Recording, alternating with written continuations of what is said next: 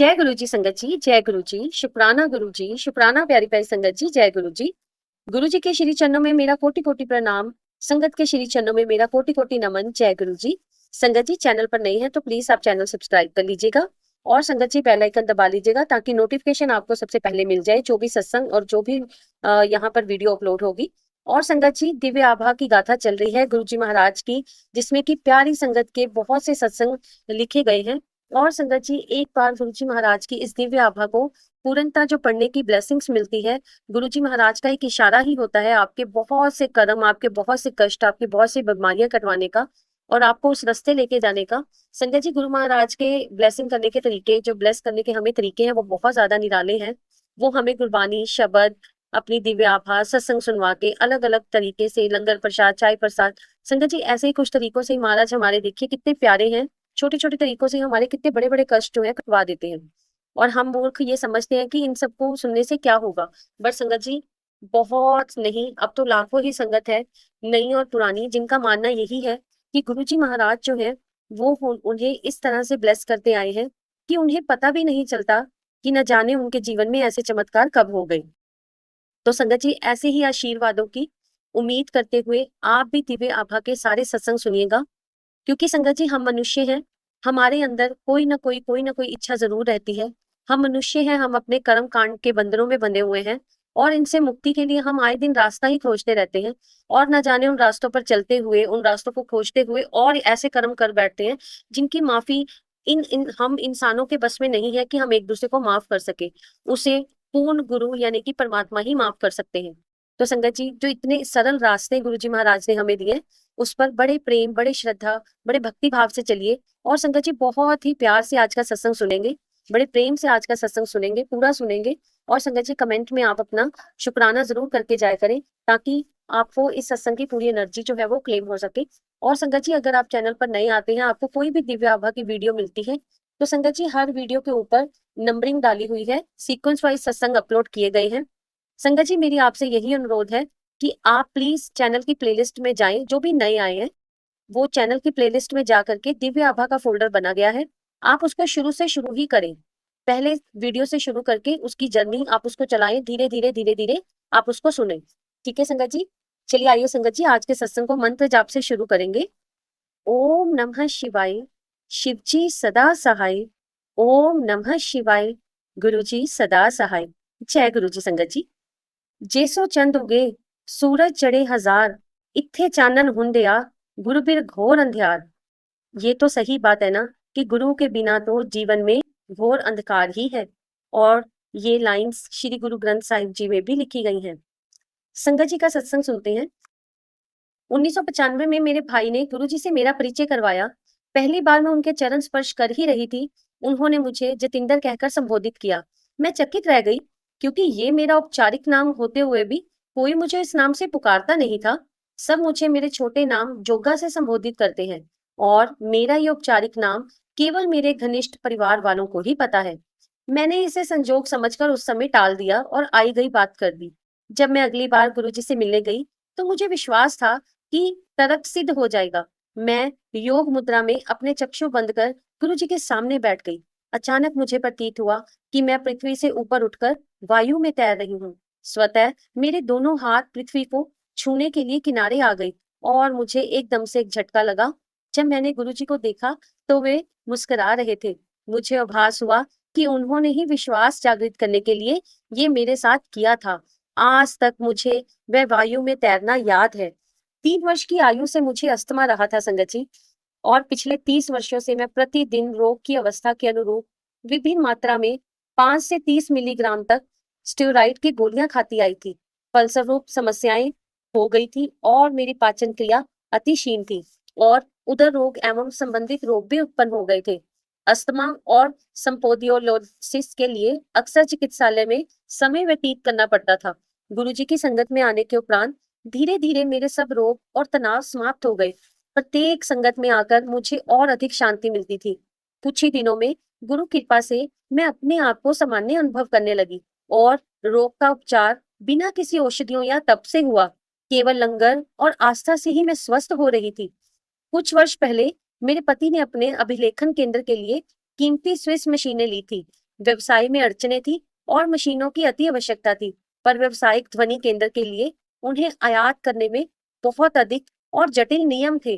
अतः कठिनाइयां मुंह पसारे हमारे सामने खड़ी थी। फिर अचानक ही उस विदेशी कंपनी से कोई सज्जन आए और उन्होंने मेरे पति से मिलकर थोड़े से वार्तालाप के बाद आयात करने में सहायता कर दी। हम उनको जानते नहीं थे। ऐसा लगा जैसे उन्हें हमारे पास भेजा गया हो। व्यवसाय में उत्पन्न कठिनाइयों को दूर करने के लिए हम गुरुजी के बहुत बहुत आभारी हैं संगत जी। संगत जी, मैं आपको अपना एक और अनुभव बताती हूँ। एक अवसर पर एक प्रसिद्ध पंजाबी गायिका गुरुजी की संगत में गाने के लिए आ रही थी। गुरुजी ने मेरे पति को उनका कार्यक्रम अभिलेखित करने को कहा। उस स्थान पर संगीतकार के यंत्र पहले ही लगे हुए थे। जब मेरे पति ने गुरुजी को इस बारे में बताया, तो उन्होंने उन्हें संगत में बैठकर संध्या का आनंद लेने को कहा। 3 घंटे का कार्यक्रम होने के पश्चात गुरुजी ने अभिलेखित किए हुए गाने बजाने को कहा, पर कोई ध्वनि नहीं आई। आधा घंटे तक यंत्रों से उलझने के बाद ध्वनि यंत्रविद ने बताया कि कोई गाना अभिलेखित नहीं हुआ था। गुरुजी ने मुस्कुराकर मेरे पति की ओर देखा और कहा कि गायिका के अगले कार्यक्रम में वह अभिलेखन का कार्य संभालेंगे। गुरु कृपा से संगीत का वह टेप जो मेरे पति ने अभिलेखित किया था, प्रत्येक संगत में अब बजाया जाता है। जय गुरु जी। संगत जी, मैं आपको अपना एक और अनुभव बताती हूँ। यद्यपि गुरु जी अपनी कृपा देने के लिए विभिन्न पद्धतियां अपनाते हैं, आवश्यक ये है कि उनके कथन पर पूर्ण रूप से पालन किया जाए। मेरी भाभी के प्रसंग से आप सबको ये स्पष्ट हो जाएगा संगत जी। वह 8 वर्ष की आयु से अधसीसी रोग से ग्रस्त थी। एक बार गुरुजी की संगत में उसे ये पीड़ा प्रारंभ हो गई। साहस करके लंगर में मिली हुई 2 चपातियां उसने खा ली। उसके बाद गुरुजी ने उसे 2 चपातियां और दे दी। उसमें से उसने एक ही खाई, दूसरी अपनी बैग में छुपा ली। शीघ्र ही उसका दर्द कम होने लगा। जब वह अगली बार गुरुजी के पास आई, तो उसने गुरुजी से कहा कि उसकी पीड़ा प्राय समाप्त हो चुकी है, केवल 10% ही शेष है। गुरुजी हंसकर बोले कि यदि उसने चौथी चपाती भी खाई होती, तो उसका रोग भी समाप्त हो गया होता। वह अचंभित रह गई, क्योंकि किसी को पता नहीं था कि उसने चपाती छिपाई थी। मेरे पिता प्रशासनिक सेवा से निवृत्त हुए हैं और गुरुजी के परम भगत हैं। एक दिन वह मेरे भाई के साथ संगत में गए। गुरुजी ने मेरे भाई को बाजार से 51 रुपए के पान के पत्ते लाने को कहा। फिर गुरुजी ने वह पान के पत्ते मेरे पिता के उदर पर रखे और कहा कि उन्होंने उनकी शल्य क्रिया कर दी है। मेरे पिता अचंभित थे, क्योंकि वे अपने आप को बिल्कुल स्वस्थ समझ रहे थे। कुछ दिन पश्चात मेरे पिता के मूत्र में रक्त आया और उन्हें चिकित्सालय में प्रविष्ट कराना पड़ा। डॉक्टर्स ने पित्त के कर्कट रोग का परिणाम निकालकर उनकी शल्य क्रिया कर दी। स्पष्ट था कि गुरुजी ने उनको आशीष दिया था। यदि गुरुजी ने वह प्रक्रिया नहीं करी होती, तो उनके इस रोग का कभी पता ही नहीं लगता। गुरुजी ने इस प्रकार से उनके रोग का पता लगने से पहले ही इसका उपचार कर दिया था। एक अन्य अवसर पर गुरुजी ने एक ऐसे व्यक्ति जो उनसे कभी मिले ही नहीं थे, उनका उपचार कर हमें भाव विहल कर दिया संगत जी। संगत जी, हमें कुत्तों से प्रेम है, अतः हमारे घर में पशु चिकित्सक आते रहते थे। एक दिन जब वे घर आए तो चिंतित लगे। उनके ससुर तृतीय श्रेणी के कर्कट रोग से पीड़ित थे। वह और उनकी पत्नी उनसे मिलने हॉस्पिटल जा रहे थे। मैं बाहर अपने पति की प्रतीक्षा करती हुई उनकी पत्नी से मिली। यद्यपि ना इससे पहले उसने गुरुजी के बारे में सुना था और ना ही उसको जानती थी। मैंने उसे गुरुजी का एक छोटा सा चित्र दिया। वह अपने पिता के लिए कुछ भी करने को तैयार थी। उन्होंने वह संभवतः अपने पिता की कमीज की जेब या फिर तकिए के नीचे रख दिया, जैसा कि मैंने उनको कहा था। उस रात्रि उनके पिता की अवस्था बिगड़ी, पर अगले दिन उनमें आश्चर्यजनक सुधार आया और 4 दिन में वह हॉस्पिटल से घर आ गए। ऐसा लगा कि किसी ने उनके रोग को खींचकर बाहर निकाल दिया था, क्योंकि उनकी पीठ में एक गड्ढा सा बन गया था। हमारी खुशी का तो ठिकाना ही नहीं रहा जब वह संगत में आए। उनके ससुर ने जब मुझे धन्यवाद दिया, तो मैंने उन्हें गुरुजी का धन्यवाद करने को कहा, क्योंकि ये सब उन्हीं की कृपा से ही हुआ था। संगत जी, मैं आपको अपना बहुत ही खूबसूरत एक और अनुभव सुनाती हूँ। पाठशाला में पढ़ते हुए मेरे बच्चों को गुरुजी अमरीकी कहकर पुकारते थे। हमें इसका कारण समझ नहीं आता था। बच्चों के मन में विदेश जाने की ना तो कोई खास रुचि थी और ना ही ऐसी कोई हमने योजना बनाई थी, परंतु वह तो परमात्मा है, भविष्य देख सकते हैं। आज संगत जी, मेरा बड़ा पुत्र कनाडा में है और छोटे को कैलिफोर्निया की एक शिक्षा संस्था में प्रवेश मिला हुआ है। गुरुजी ने मेरे बच्चों के अध्ययन में भी सहायता करी। उनकी दया से मेरे छोटे बेटे को कंप्यूटर विज्ञान परीक्षा में राज्य में द्वितीय स्थान प्राप्त हुआ। आज के युग में धोखा, संदेह और नकारात्मकता बहुत अधिक है संगत जी। रोग हर स्थान पर है, बीमारी हर जगह है। गुरुजी से मिलकर मैं तो पूर्ण भाग्यशाली हूँ। उन्होंने जीवन के कष्ट और समस्याएं ऐसे दूर कर विश्वास, स्वास्थ्य और अध्यात्म हमें अंदर दिया है। इससे हम जीव और परम की अति सुंदर विधियों को समझ पाए हैं। गुरु जी के अद्भुत भाव से प्रत्येक अनुयायी को उनके समक्ष विशिष्ट होने का आभास होता है और प्रत्येक दिन गुरु जी महाराज की कृपाओं से वो परिपूर्ण अपने आप को महसूस करता है। जय गुरु जी। श्रीमती जोगा चीमा जी चंडीगढ़ से। जय गुरु जी संगत जी। आइए संगत जी अगला सत्संग सुनते हैं। मैं किसी ऐसे गुप्त रोग से पीड़ित थी जिसका उपचार नहीं हो पा रहा था। सब प्रसिद्ध doctors Indraprastha, Apollo, max, AIIMS आदि में मेरे परीक्षण हो चुके थे, किंतु किसी भी रोग का प्रमाण नहीं मिल रहा था। मैंने लगातार गुरुजी के पास ही आना आरंभ कर दिया। गुरुजी ने मुझे बड़े मंदिर में सेवा करने को कहा। मैंने उनकी आज्ञा का पालन किया। 4-5 दिन पश्चात जब मैं फिर से डॉक्टर्स के पास गई तो रोग का निदान हो गया। वह एक गंभीर प्रकार का रक्त संक्रमण था। चिकित्सक ने मुझे चेतावनी दी कि उपचार लंबा और पीड़ादायक होगा, परंतु गुरुजी को तो ये स्वीकार ही नहीं था कि उनके भक्त को इतने कष्ट उठाने पड़े। मुझे हॉस्पिटल में प्रविष्ट करके उपचार प्रारंभ किया गया, परंतु 4 दिन के पश्चात ही मुझे वहां से छुट्टी मिल गई संगत जी। मुझे औषधियां लेने को कहा गया। अब मैं पूर्ण तरह से स्वस्थ हूँ, सानंद हूँ। ऐसी कृपा असाधारण तो नहीं है। जब भी गुरुजी कुछ निर्देश दे तो उसका पालन करना चाहिए। उस पे तर्क नहीं ढूंढना चाहिए। उनका आदेश भक्त के लिए उनका आशीर्वाद होता है। वह उसके लाभ के लिए ही होता है। गुरुजी को धन, उपहार या प्रसन्न करने वाले भाव बिल्कुल भी पसंद नहीं है। वह केवल सच्चे प्रेम से ही प्रसन्न होते हैं। उन्हें हमसे प्रेम के अलावा कोई भी और आशा नहीं है। कोई प्रतिबंध नहीं है, कोई शर्त नहीं है। गुरुजी का कहा हर बार हमें स्वीकार होना चाहिए। विश्व में कहीं भी, हर समय में सदा हमारे साथ है और सच्चे प्रेम का प्रतिदान करते हैं। उनको केवल प्रेम से स्मरण करने की आवश्यकता है संगत जी। आपसे यही अनुरोध है कि आप भी ऐसा करके देखें। आपको बहुत अच्छा अनुभव प्राप्त होगा।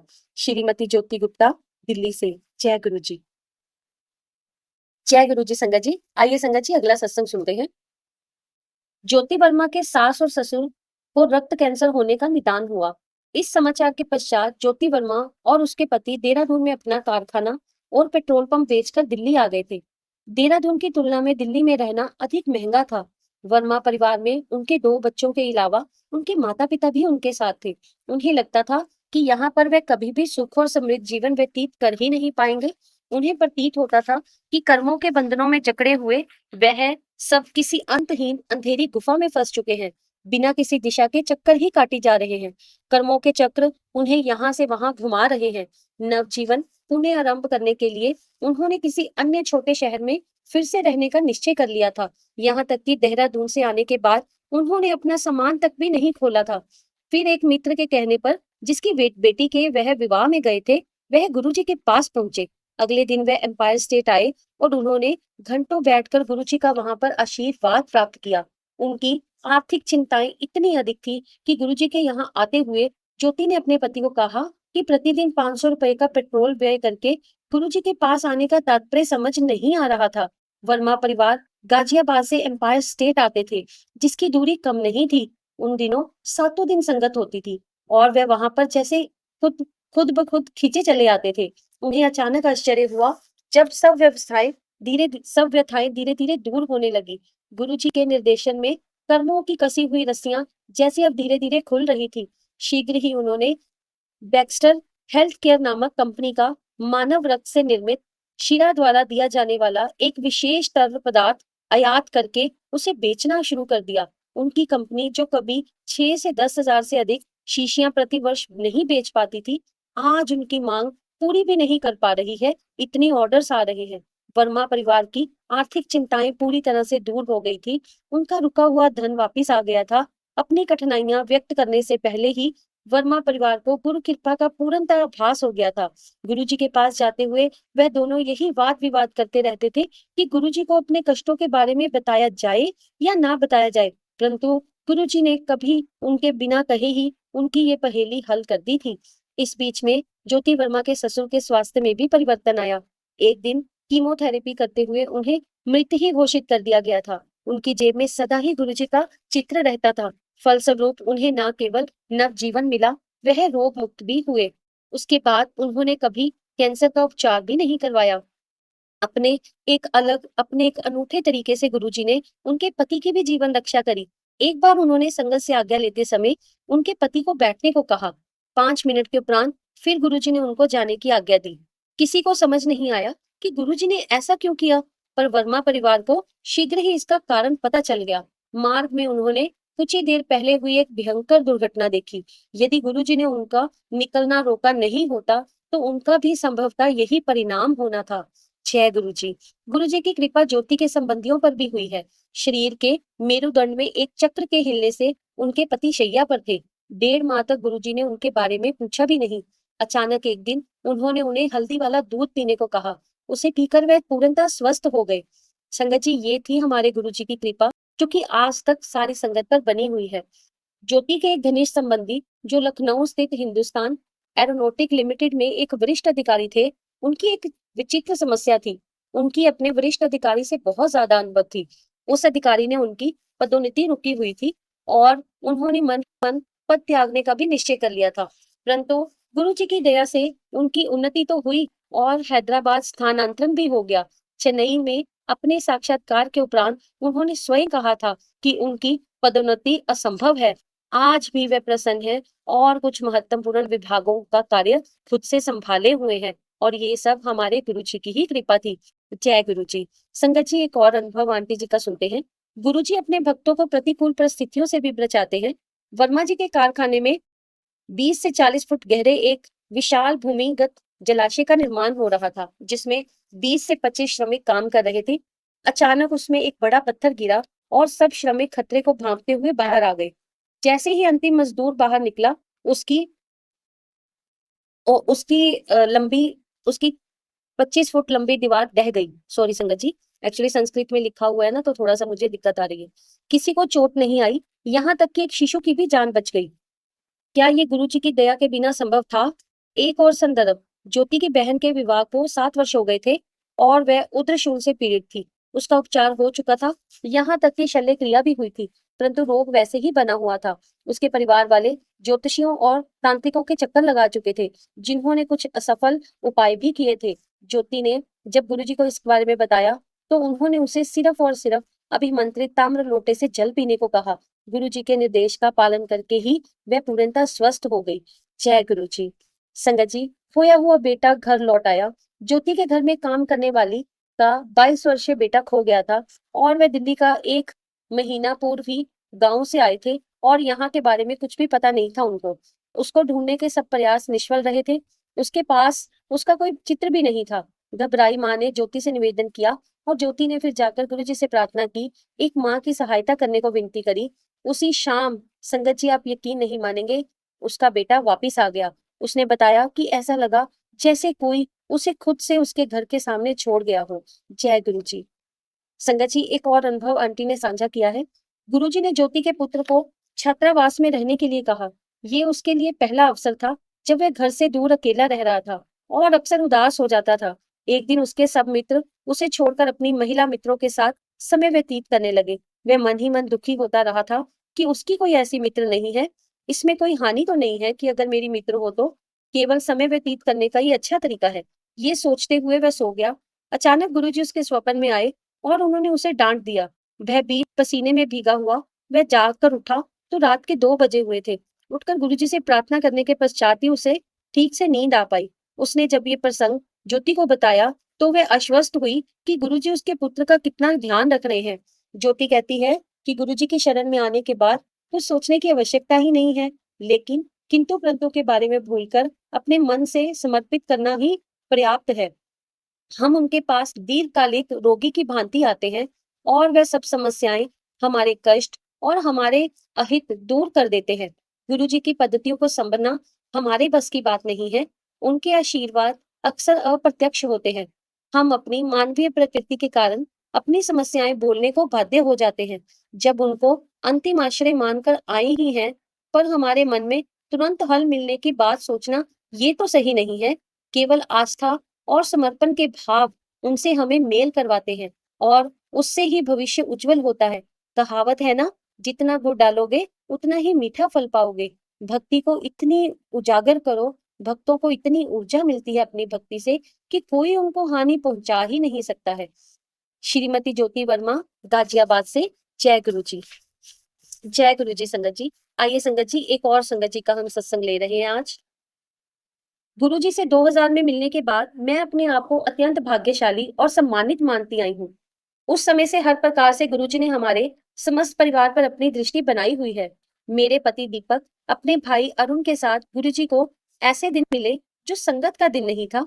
अरुण को एक ऐसी समस्या थी जिसका हल तुरंत ही चाहिए था। उसके घर में किसी काम करने वाले की बेटी की गांव में दुर्घटना हो गई थी और चिकित्सकों ने अंग छेद की सलाह दी थी। गुरुजी घर पर ही थे और वे दोनों उनके दर्शन करने में सौभाग्यशाली रहे थे। उनकी दया से उसका पैर बच गया। जब वे वहां पर थे, गुरुजी ने दीपक को मुझे उनके पास लाने के लिए कहा। पहले तो मैं उनके पास जाने के लिए अनिच्छुक थी। यद्यपि मेरी धार्मिक प्रवृत्ति है, मैं नश्वर ईश्वर में विश्वास नहीं रखती थी। तब पश्चात मेरे मन में आया कि उन्होंने मेरी देवरानी के कंपवात रोग में उसकी सहायता करी थी, अतः ऐसे व्यवहार से तो असभ्यता ही होगी। मुझे देखते ही फिर संगत जी मैं गुरुजी के पास गई।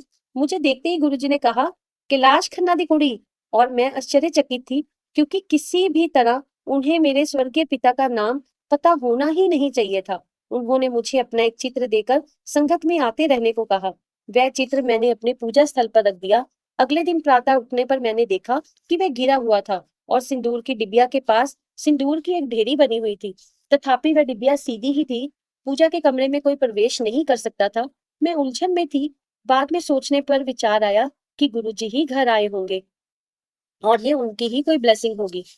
जय गुरु जी। संगत जी, मैं आपको अपना एक और अनुभव बताती हूँ। एक अवसर पर गुरुजी ने हमें तीव्र मनोव्यथा से बचाया। हमारे छोटे बेटे विनायक का विवाह हो रहा था। महिला संगीत के दिन सुबह से ही दूर दूर से संबंधी आने लगे थे। अचानक मुझे अपने पति की चीख सुनाई दी। उनकी बीमार माँ अचानक मरणसन हो गई थी। पहले मैंने भागकर गुरुजी के चित्र के सामने उनको स्वस्थ करने के लिए प्रार्थना करी। फिर जैसे ही मैं उनके कमरे में गई तो माँ ने करवट ली और वह उठकर बैठ गई। उनका स्वास्थ्य इतना अच्छा हो गया कि वे विवाह के समस्त कार्यक्रमों में भाग ले सकी, जैसे कि ये उनकी दिल की इच्छा रही थी। एक अन्य अवसर पर गुरुजी ने हमारे ऊपर और फिर से दया करी और इसके लिए हम उनके अति आभारी हैं। उन्होंने हमें जुड़वा पोते दिए।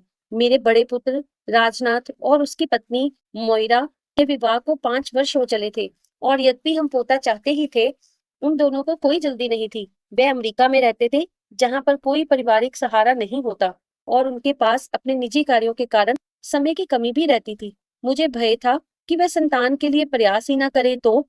एक दिन हमने गुरुजी से प्रश्न किया कि उनके संतान कब होगी। काफी देर तक उनके चित्र देखने के बाद गुरुजी ने उनको दर्शन के लिए लाने को कहा।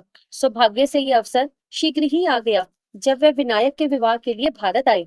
विवाह के समारोह में एक हवन का भी आयोजन था। मोइरा ने मुझे बताया कि वह अपने मासिक के कारण उस हवन में भाग नहीं ले पाएगी। विवाह के बाद वह अमेरिका वापस चले गए और कुछ ही दिन के बाद उत्तेजित मोइरा ने वहां से मुझे फोन पर कहा कि मैं अपनी सिलाइयों से बुनना आरंभ कर दूं, क्योंकि मैं दादी बनने वाली हूँ। मुझे सुक्त चंबा हुआ, क्योंकि कुछ ही दिनों पहले इसके कोई भी आसार ही नहीं थे। मैंने जब गुरुजी को हार्दिक धन्यवाद किया तो उन्होंने कहा कि उन्होंने उसे जुड़वा दिए हैं। प्राध्वनिक चित्रण के बाद मोइरा ने इसकी भी पुष्टि कर दी थी। जय गुरु जी। ये तो हमारे गुरु जी हैं जो अपनी संगत को धन्य कर देते हैं। संगत जी, मैं आपको अपना एक और अनुभव बताती हूँ। संगत जी, मेरे पति दीपक के पैर में एक घाव था जो बढ़ते बढ़ते सड़ने को होने लगा था और उनको चिकित्सालय में रहना पड़ा था। उपचार से वह ठीक होने लगा और अपने टखने में पट्टी बांधे हुए वह घर आ गए। अगले दिन प्रातः उठने पर देखा कि बिस्तरे पर बिछी हुई चादर ताजे रक्त में सनी पड़ी थी। पट्टी बिल्कुल साफ थी। चिकित्सक ने ये भी देखने के लिए कि कहीं और से रक्तस्राव न हुआ हो, परीक्षण किया, परंतु सब ठीक निकला। परंतु ये हमें ज्ञात हो गया कि गुरुजी ने पैर में से शेष जो बचा हुआ विषैला रक्त था उसको भी बाहर निकाला था। जय गुरु जी। गुरु जी ने मेरे पति को नया हृदय देकर भी जीवन दान दिया है। दीपक की दो ध्वनियां 90% बंद थी। गुरु जी को ये पूर्व ज्ञान हो गया था और उन्होंने मुझे एक विशेष दिन आने के लिए कहा था। उस दिन व्यस्त होने के कारण मैंने अगले दिन जाने का विचार कर लिया, परंतु गुरु जी को मिलने से पहले दीपक की छाती में बहुत पीड़ा हुई और उन्हें एस्कॉर्ट में प्रविष्ट कराकर उनकी आकस्मिक शल्य क्रिया करनी पड़ी। उनकी एंजियोप्लास्टी हुई और उनके हृदय में 3 स्टेंट डाले गए। चिकित्सालय में प्रतीक्षा करते हुए मेरे पुत्र, उसकी पत्नी और मुझे गुरुजी की बहुत तीव्र सुगंध आई। जैसे ही दीपक शल्य क्रिया के पश्चात बाहर आए, उनको सुगंध आई, पर फिर मुझे नहीं आई। संभवतः गुरुजी उस दिन मुझे ना आने के लिए डांट ही रहे होंगे। यदि मैं गई होती, तो दीपक इस कटु अनुभव से, इस पीड़ा से बच गए होते। मैंने गुरुजी को धन्यवाद दिया, क्योंकि गुरुजी ने उनकी जान बचाई थी और वचन दिया मैंने गुरुजी को कि पुनः ऐसी गलती दोबारा नहीं होगी। यद्यपि गुरुजी ने अनेक अवसरों पर हमारे जीवन को रसमय बनाया है, ये थोड़े से ही अनुभव है जो मैंने आपसे साझा किए हैं। मैं प्रतिदिन उनसे मार्गदर्शन और परिवार को बचाने के लिए विनती करती ही रहती हूँ। मैं उनकी अत्यंत आभारी हूँ और मुझे विश्वास है कि वो अवश्य सुनते आए हैं और सुनेंगे भी। मैंने कई बार उनसे प्रश्न किया है कि सबके लिए इतना करने के पश्चात आपकी क्या अभिलाषा है? वह मुस्कुराकर उत्तर देते हैं कि मैं केवल पूरी आस्था चाहता हूँ। यानी कि गुरुजी के वचन हैं, केवल पूरी आस्था। श्रीमती ज्योत्सना शौरी जी, दिल्ली से। जय गुरु जी। जय गुरु जी। संगत जी, संगत जी एक और संगत जी का हम सत्संग सुनेंगे जो कि दिव्य आभा में ही लिखा गया है। और संगत जी, इस सत्संग के बाद हम अगला सत्संग कल सुनेंगे और मंत्र जाप के साथ हम आज के सत्संग को यहीं पर विराम करेंगे। संगत जी 2004 में जब श्री दीपक गुप्ता बड़े मंदिर में एक आयोजन की व्यवस्था में कार्यरत थे, उनको एक अन्य भगत का फोन आया। वह उसको एक थैला देना भूल गए थे। अब उन्हें वह 10 किलोमीटर दूर छतरपुर मंदिर मोड़ पर जाकर देना था, क्योंकि थैला देना अति आवश्यक था। घनघोर वर्षा हो रही थी, सड़कें गीली थी और दीपक 100 किलोमीटर प्रति घंटे की गति से जा रहे थे। छतरपुर मंदिर से 3-4 किलोमीटर पहले एक मोड़ पर अचानक उन्होंने देखा कि एक टेम्पो ने मार्ग अवरुद्ध किया हुआ है। ना तो उनके पास रुकने की कोई दूरी थी, ना ही समय। दुर्घटना निश्चित थी। उन्होंने ब्रेक पर पैर लगाया, अपनी आंखें बंद कर दी और टक्कर से पहले सिर्फ और सिर्फ हमारे परमात्मा गुरु जी का ही स्मरण किया। और धम धम धम धनाधन धम, और उन्होंने अपने नेत्र खोले। उनकी कार न्यूट्रल गियर में थी और उसका इंजन बंद था। टेम्पो का चालक उनको घूर रहा था। टेम्पो के दोनों ओर कार निकलने के लिए स्थान नहीं था। दीपक विस्मित थे कि थैला देने के बाद वे बड़े मंदिर लौट आए। उन्होंने किसी को कार को देखने के लिए कहा, क्योंकि उन्होंने टक्कर की ध्वनि सुनी थी। अचंभे की बात तो थी कि कार तो क्षतिग्रस्त हुई ही नहीं थी, तो फिर वो ध्वनि कैसी थी? और उस पर दुर्घटना के कोई चिन्ह भी नहीं थे। ये चमत्कार ही तो था हमारे गुरुजी का। ये चमत्कार ही था कि वह सुरक्षित रहे। ये चमत्कार ही था। ये चमत्कार ही था। जय गुरु जी। शुक्राना गुरु जी। दीपक गुप्ता जी, नोएडा से। जय गुरु जी। संगत जी, संगत जी आइए मंत्र जाप करेंगे। ओम नमः शिवाय। शिवजी सदा सहाय। ओम नमः शिवाय। गुरुजी सदा सहाय। ओम नमः शिवाय। शिवजी सदा सहाय। ओम नमः शिवाय। गुरुजी सदा सहाय। ओम नमः शिवाय। शिवजी सदा सहाय। ओम नमः शिवाय। गुरुजी सदा सहाय। ओम नमः शिवाय। शिवजी सदा सहाय। ओम नमः शिवाय। गुरुजी सदा सहाय। जय गुरु जी। संगत जी, जय गुरु जी। हमेशा खुश रहिए, ब्लेस रहिए। गुरु जी के महाराज के श्री चरणों में अपनी नतमस्तक हुए रहे। संगत जी अपना विश्वास बनाए रखें। जय गुरु जी। संगत जी, जय गुरु जी। शुक्राना गुरु जी। शुक्राना प्यारी प्यारी संगत जी। जय गुरु जी। दिव्य आभा की इस जर्नी को बाकी संगत जी के साथ भी जरूर साझा करें। जय गुरु जी।